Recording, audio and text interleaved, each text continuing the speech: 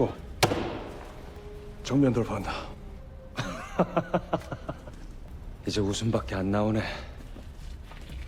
일본 영사관을 쳐들어간다고?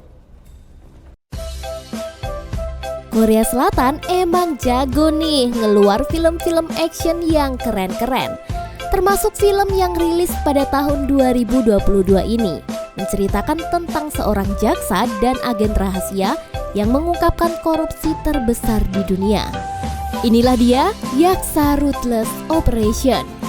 Film ini dibuka dengan seorang pria berkacamata yang menghampiri sebuah mobil. Dengan tergesa-gesa, dia segera memberikan sebuah harddisk pada seorang pria di dalam mobil itu. Selang beberapa saat, datanglah mobil yang super ngebut dan langsung menghantam mobil pria itu hingga terbalik. Mengetahui ada ancaman, si pria berkacamata pun langsung kabur. Sedangkan seorang pria yang menabrak tadi adalah tokoh utama kita. Dia bernama Yaksa. Dia pun segera merebut harddisk dari mobil yang terbalik dan melemparkannya sebuah bom. Seketika, mobil itu pun langsung terbakar habis. Sedangkan pria berkacamata yang melarikan diri tadi berhasil dikejar. Usut punya usut, ternyata pria berkacamata ini adalah agen rahasia yang berkhianat karena dia telah menjual data-data penting pada musuh negara. Akibat ulah si kacamata ini, anak buah Yaksa pun sampai terbunuh. Dia pun penasaran siapa nih dalang di balik semua ini. Namun si kacamata tetap tidak mau mengaku. Akhirnya dengan terpaksa Yaksa pun menghabisinya. Selang beberapa saat, polisi pun datang karena mendengar keributan. Namun dengan sigap Yaksa yang cekatan berhasil kabur dari kejaran polisi. Hari pun berganti, di sebuah perusahaan bernama Sun In Group di Seoul, Korea Selatan, sedang dilaksanakan operasi tangkap tangan pada petinggi perusahaan yang bernama Lee. Dia diduga menyuap dan melakukan korupsi besar. Lee yang tidak terima pun menantang untuk membuktikan fakta apakah dia benar bersalah. Namun, selang beberapa saat, tiba-tiba seorang staf dari KPK datang dan memberitahu jika OTT yang dipimpin oleh jaksa Han ini dinilai ilegal. KPK pun sadar jika ini hanya sebuah trik jebakan dari Lee untuk melemahkan kepercayaan masyarakat terhadap KPK. Dan karena kejadian ini sudah terlanjur diliput media, dengan terpaksa jaksa Han membebaskan Lee di depan media dan meminta maaf atas kekeliruannya. Jadi, jaksa Han ini tinggal bersama ibu dan adiknya. Ibu Han hanya memiliki kedai makan sederhana. Jadilah Han sebagai tulang punggung mereka, tanpa ibunya mengkhawatirkan karir Han atas kasus kekeliruan yang terjadi. Namun dia menenangkan ibunya dan mengatakan jika dia hanya turun jabatan dan demi meredam situasi, dia kini dipindah tugaskan di kantor NIS, yaitu Badan Intelijen Korea Selatan. Hari pun berganti, tibalah Han memulai pekerjaannya di kantor pusat NIS. Di sini dia ditugaskan membantu Pak Park selaku staf hukum. Namun ternyata kerjaannya gabut banget. Saking selonya, dia hanya menghabiskan waktu untuk ngopi, tidur, olahraga, dan menyusun puzzle. Benar-benar gaji buta. Namun namanya juga orang yang suka kerja ya. Si Han ini tidak tinggal diam. Ketika direktur NIS yang bernama Ibu Yum datang untuk ngasih misi kepada Pak Park yang merasa berada di zona nyaman pun menolaknya. Alasannya sih menjaga istri dan ibu mertua yang sakit. Disinilah Han mengambil kesempatan untuk bersedia menggantikan. Tapi ada syaratnya. Jika misi itu berhasil, dia ingin jabatan sebagai penyidik KPK dikembalikan. Akhirnya Bu Yum pun setuju. Misinya ini adalah mengawasi pergerakan agen NIS di kota Sen, Cina. Dia diminta memantau pasukan khusus berjulukan tim hitam supaya tidak terjadi pengkhianatan pada negara. Sesampainya dia di Cina, Han ini dijemput oleh agen rahasia bernama Hong. Karena baru pertama kali bertemu, Hong pun basa-basi dengan cerita sekilas jika di kota Sen adalah kota padat dengan industri-industri yang beroperasi sepanjang waktu. Di sini Han malah tanya dengan serius, "Dengar-dengar nih kota banyak mata-matanya ya? Karena perbatasan dengan Korea Utara." Tapi sayangnya Hong tidak mau menjawabnya. Sesampainya di kantor, dia pun berkenalan dengan Jongdae dan Hyun yang nantinya akan jadi partner dalam menjalankan semua misinya. Hari itu mereka langsung mendapatkan tugas. Si Han yang sebenarnya nggak diajak tetap ngotot ingin ikutan. Disinilah pertama kalinya Han bertemu dengan si Yaksa alias ketua dari tim hitam. Namun dengan polosnya dia malah mau keluar dan kenalan baik-baik. Padahal ya kita tahu sendiri di scene awal Yaksa ini orang yang menakutkan dan sadis. Jadilah rekan-rekan Han memakaikannya rompi peluru. Setelah momen random ini, tiba-tiba datanglah seorang wanita bernama Wong. Dia mengantarkannya masuk ke dalam sebuah gedung yang ternyata itu adalah jebakan dari Korea Utara. Mereka meminta nomor 39 diserahkan. Dengan gesit, tim hitam yang dipimpin oleh Yaksa pun saling baku hantam dengan mereka. Dan sudah bisa ditebak, tim hitam tentu saja menang.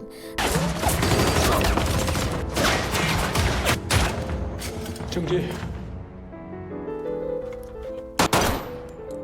Namun, Yaksa segera menginterogasi Wong.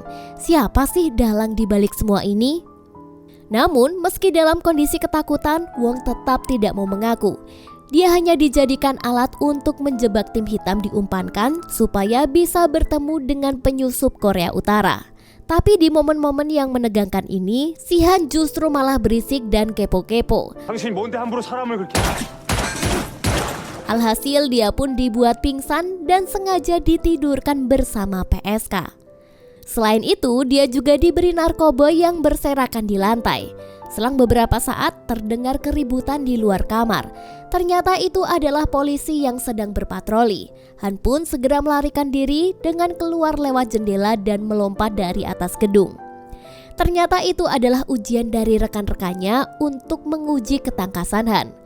Setelah lolos dari ujian bertahan hidup, dia pun akhirnya bertemu dengan Yaksa. Yaksa pun sudah tahu jika Han datang untuk memata-matai mereka. Namun dia juga menjelaskan jika pertikaian dengan penyusup Korea Utara tadi siang ada kaitannya dengan pencarian seorang pria bernama Moon. Moon ini adalah Menteri Keuangan Korea Utara yang kabur.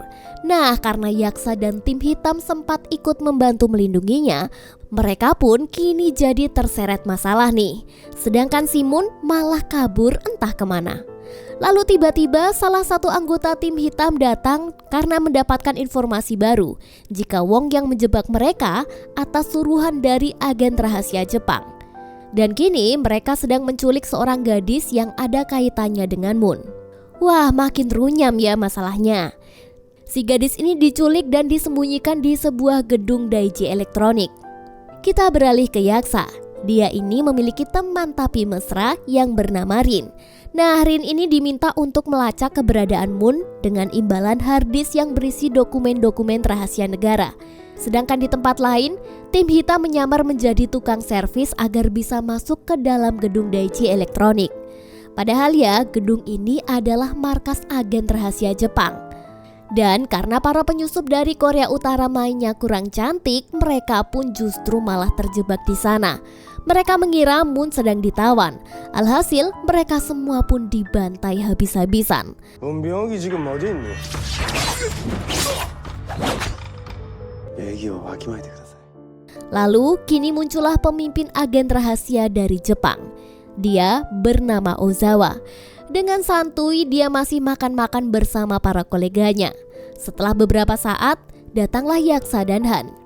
Jadi dulu Yaksa dan Ozawa ini adalah musuh bebuyutan di dunia spionage.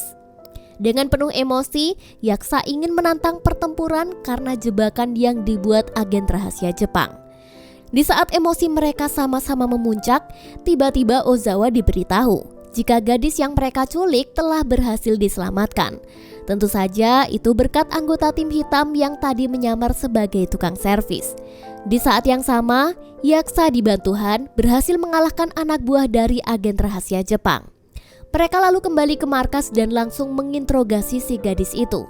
Namun si gadis itu tetap membisu.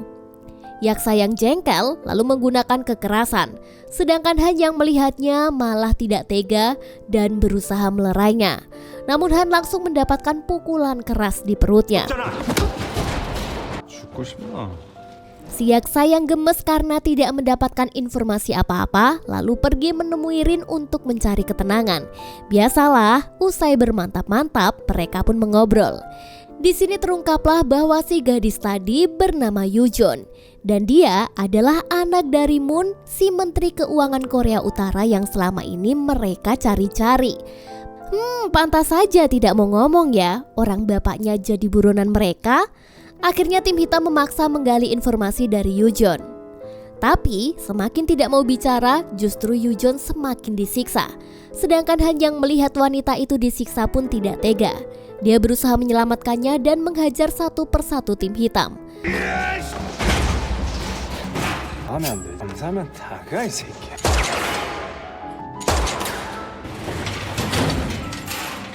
Setelah berhasil kabur, mereka pun pergi menggunakan mobil. Namun di tengah perjalanan, saat Han berusaha menenangkan Yujon, tiba-tiba si gadis cilik ini malah mau menembak Han dengan pistol. Akhirnya demi keselamatan dirinya, Han pun turun dari mobil dan dia pun kabur melarikan diri. Han tampak begitu malang. Ketika dia berusaha mencari bantuan dengan telepon buyung, tiba-tiba dia dihadang oleh gangster lokal yang akan merampok jam tangannya. Namun Yaksa pun datang, seketika gerombolan gangster itu tidak jadi merampas jamnya dan mereka pun pergi. Sedangkan Yaksa dengan jengkel dia langsung menghajar Han. Ya gimana ya, bukannya membantu, dia ini malah meloloskan Yujon. Akhirnya pergelutan mereka pun menjadi tontonan para gangster malam itu. Namun setelah gelut, akhirnya mereka berdamai dan mengobrol. Namun Han ini terlalu banyak ngomong dan dia pun hanya dicuekin oleh Yaksa. Setelah itu, Yaksa segera mengajaknya naik mobil untuk melacak keberadaan Moon. Hanya dengan scan tangan, mereka langsung dapat melacak di mana Yujon berada. Wah, sebuah alat GPS yang canggih sekali ya. Dalam 5 menit mereka pun ngebut mengejarnya. Ternyata Yujon sedang berada di sebuah rusun yang kumuh. Sesampainya di sana, mereka justru menemukan Moon yang sudah tertembak perutnya dan sekarat. Sedangkan Yujon anaknya terpantau di GPS telah kabur. Dan polisi tiba-tiba datang dan akan menangkap mereka. Ternyata kedatangan polisi adalah jebakan dari seseorang. Bahkan komunikasi mereka juga telah disadap. Han pun segera memberitahu tim hitam untuk kabur. Di saat itulah Pak Moon yang sekarat berwasiat kepada Yaksa. Jangan sampai anaknya Yujon tertangkap oleh agen rahasia Jepang.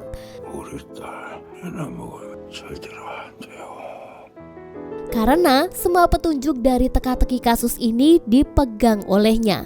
Dan Moon pun akhirnya meninggal dunia.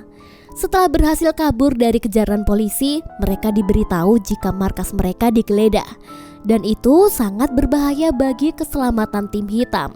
Yaksa pun dengan terpaksa meledakkan markas mereka demi menghilangkan jejak.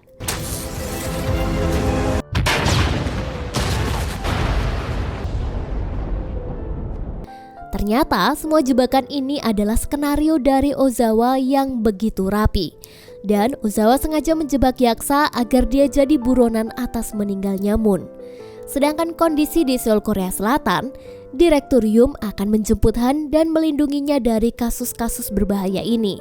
Sedangkan tim hitam, mereka sibuk membuat strategi untuk melawan agen rahasia Jepang.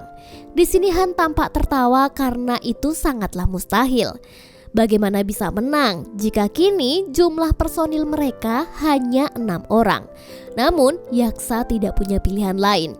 Daripada menyerah dan melarikan diri, mereka memilih untuk membuat strategi baru menyusup kantor kedutaan Jepang.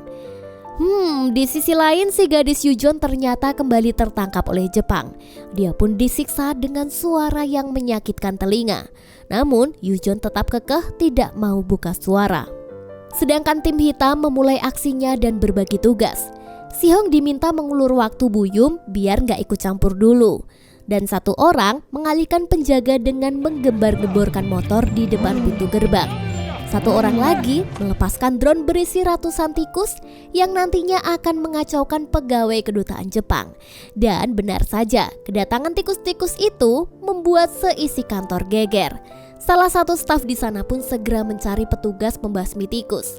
Dan dengan cepat, satu orang dari tim hitam ikut menyusup menjadi petugas pembasmi tikus. Dia lengkap menggunakan topi, masker, dan alat penyemprot. Sedangkan Yaksa dan satu orang rekannya berhasil menyusup lewat bawah tanah. Dan akhirnya, Yujon yang sudah lemas kini berhasil dibebaskan. Di dalam mobil, akhirnya dia pun mengungkapkan fakta yang sebelumnya dia tutupi. Jadi, bapaknya Moon ini dulu adalah agen rahasia ganda milik Jepang dan Korea Utara. Nah, tanpa sengaja, Pak Moon malah mengetahui jika Jepang berniat jahat untuk mengadu domba Korea Utara dan Korea Selatan agar terjadi perang. Akhirnya, Pak Moon ini pun membelot. Namun, Pak Moon berhasil mendapatkan data para agen mata-mata yang tersebar di Asia Tenggara dari detail-detail misinya, dan semua itu didanai oleh uang hasil korupsi. Dan kini semua data rahasia itu disimpan oleh Yujon di Chili dengan pengamanan super ketat yang memang dirancang sendiri oleh si gadis cilik ini. Karena meskipun terlihat masih sangat muda, Yujon sangatlah ahli di bidang IT dan hanya dialah yang bisa mengakses semua data-data itu. Setelah mendengar cerita itu, Han jadi kepikiran nih, jika selama ini posisi mereka yang mudah terlacak bukanlah karena kehebatan dari Ozawa, tapi justru ada pengkhianat di antara mereka. Dan Han menduga justru direktoriumlah yang selama ini jadi pengkhianat dan bekerja sama dengan Jepang agar mendapatkan dana hasil korupsi yang sangat besar. Sedangkan dirinya yang diutus ke Cina sebenarnya hanya sebagai tumbal karena direktorium tahu jika Yaksa dan tim hitam mengetahui kejahatan yang dilakukan olehnya. Jadi kedatangan direktorium untuk menjemput Han ini adalah supaya kedoknya tidak terbongkar. Selain itu, di luar dugaan, Hong ternyata juga ikutan jadi pengkhianat. Yang kini dia sedang bertarung dengan Yaksa.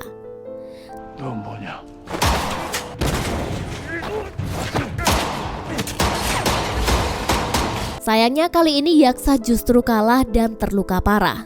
Karena kondisi mereka lengah, si gadis Yujon kembali ditangkap oleh Ozawa. Yaksa pun menemui Rin, si teman tapi mesranya, untuk merawat luka-lukanya. Setelah itu mereka pun mendatangi sebuah kuburan tua dan menggalinya. Bukan gengs, mereka tidak sedang membongkar mayat, tapi mereka sedang mengambil simpanan senjata yang disembunyikan. Senjata ini mereka pakai hanya untuk keadaan yang sangat darurat saja. Kini target utama mereka bukan hanya Ozawa, melainkan direktorium. Di dalam mobil, direktorium sedang menerima telepon dari Ozawa yang memutuskan kerja sama mereka. Selang beberapa saat, datanglah truk besar yang dikendarai Yaksa. Truk itu berhasil menabrak mobil direktorium hingga terbalik. Dalam keadaan terpojok, akhirnya dia memberitahu keberadaan Ozawa yang sekarang sedang menuju pabrik Cina. Di luar dugaan, ternyata Han yang teledor berhasil disandra oleh Ozawa. Dia pun diminta mengecoh Yaksa agar bisa ketemuan. Dan benar saja, Yaksa pun masuk ke dalam perangkap Ozawa. Dalam kondisi terpojok, Han diminta menghabisi Yaksa karena diancam keselamatan adik dan ibunya.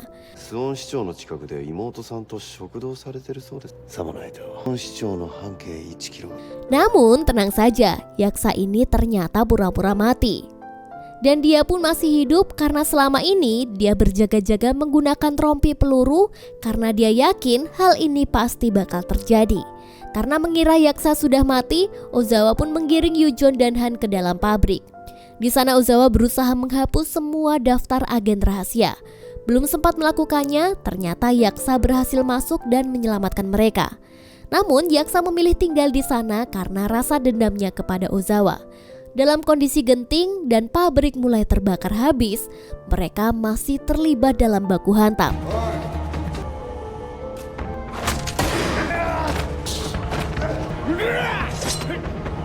Namun tim hitam datang tepat waktu dan berhasil menyelamatkannya. Sedangkan nasib Yaksa masih berusaha mencegah Ozawa menghapus data-data itu. Han pun mencoba menggagalkannya, namun justru dia malah terkena tembakan. Saat Ozawa berpikir jika dia sudah menghapus semua data, ternyata itu sudah disetting oleh Yujon. Jika data itu dihapus, maka sebaliknya, data itu justru dikopi dan disebar di seluruh negara. Dalam baku tembak dan pertempuran yang sengit, Ozawa berhasil dibunuh. Namun Yaksa tetap tinggal di pabrik yang terbakar itu, sedangkan Han berhasil menyelamatkan diri. Setelah data yang tersebar, kini direktorium ditangkap atas pengkhianatannya terhadap negara. Sedangkan bos lead dari perusahaan Sang-in Group juga diringkus karena ikut mendanai korupsi Ozawa. Di akhir cerita, kini Han mendapatkan kembali jabatannya. Saat lagi tenang-tenangnya, tiba-tiba dia ditelepon seseorang misterius yang ternyata dia adalah Yaksa. Wah, padahal nih ya, Mimin kira si Yaksa ini udah mati. Di sini Yaksa meminta bantuan Han untuk membantunya menyelesaikan misi selanjutnya. Dan selesai. Pantun dulu guys. Main tembak-tembakan di malam Jumat. Dan film pun tamat.